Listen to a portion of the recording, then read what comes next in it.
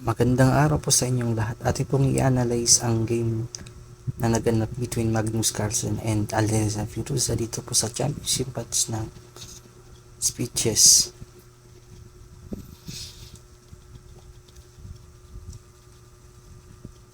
Ang opening po na ginawa ni Magnus is d4.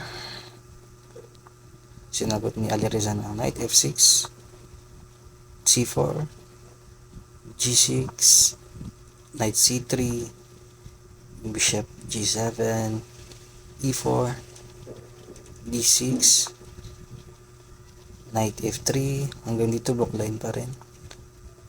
Castle, bishop e2, e5, castle. Also, ito yung novelty na bagong tira, h6, rook e1. Abang-abang lang, baka ma-open yung file. Knight bd7 si Alireza, bishop f1 si Magnus, rook e8, rook b1. So develop lang din sila. e5, kinapture ni Magnus, binawi. Queen c2, nag-develop na rin yung queen, connect na rin yung mga rook, magko-connect na yung mga rook. c6, knight a4, papasok. Knight h5 din si Alireza, bishop to e3, connect na yung mga rook. Knight f4, so malakas na yung kabayo, nakaposisyon na. Rook bd1, kasi nakapin, umiwas lang yung queen. c5, napakaganda ng c5 kasi piniprevent niya yung pawn sa b7 na ma-push dahil i-empasant lang. Knight f8, so hanap ng ibang daan. Knight b6, si Magnus threatens yung rook, umiwas, kinapture na yung bishop sapagkat ang bishop is better than the knight, so it's a good trade. Rook b8 c8, binawi ng rook, pumasok na yung rook ni Magnus. b6, so winiwikin niya.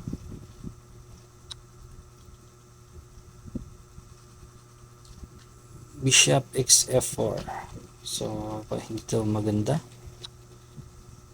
exf4, binawi ng pawn, push ng pawn, so nagkaroon na ng fast pawn si Magnus. Bishop x c5, bishop c4, rook ed8, hinamon na yung rook, dinipensahan ng queen, at the same time may threat din sa magkabilang pawn. g5, solid na yung pawn. h3, so pasingaw lang sa king, at the same time hindi makakapag-push yung pawn para paalisin yung kabayo ni Magnus. Knight g6, so dahil walang ginagawa yung knight doon, is in-advance niya sa gitna, which is hindi pa daw best.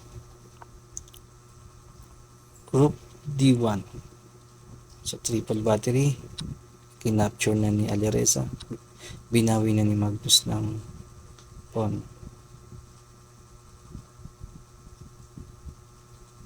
Dahil hindi magandang bawiin ng queen, dahil magiging endgame is makakabawi yung black. So ngayon nagkaroon na ng malakas na fast pawn si Magnus. Queen a7, which hindi daw maganda.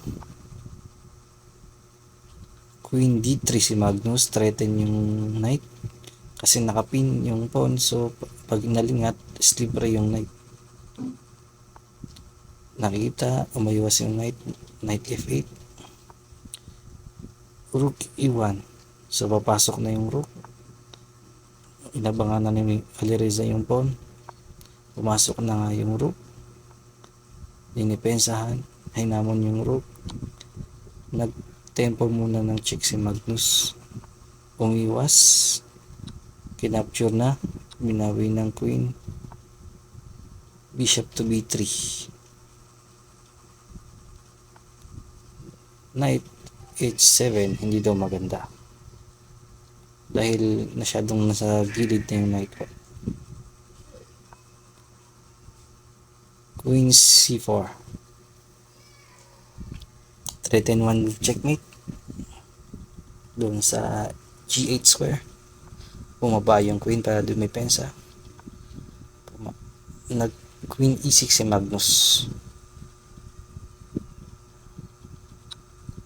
kinapture niya ni Alireza yung pawn, lamang dyan din yan.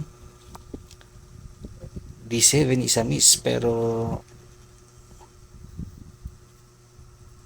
lamang pa rin si Magnus kahit ganun. Knight f6, so threatens to capture na yung pawn. Knight e5, may threatens na mag-check sa g6, kinapture na ng bishop, kinapture na ng white queen. King g6, depensa lang sa knight.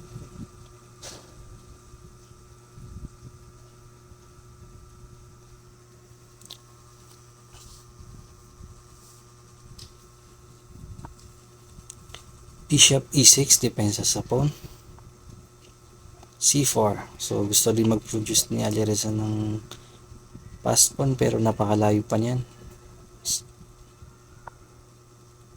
Queen d4, babawiin na. King f8, papasok, lalapit yung king, pinalis muna ni Magnus, check muna, then saka niya kinapture yung pawn. So nag g4 si Alireza, ng gulo na, binawi ni Magnus, nag king f8, lalapit ba ulit, pinalis ulit ni Magnus, king queen c5, pagkaangat, nag queen c8 si Magnus, at sa puntong ito ay nag-resign na si Alireza dahil hindi na mapipigilan yung pawn. Ito ay magpo-promote na.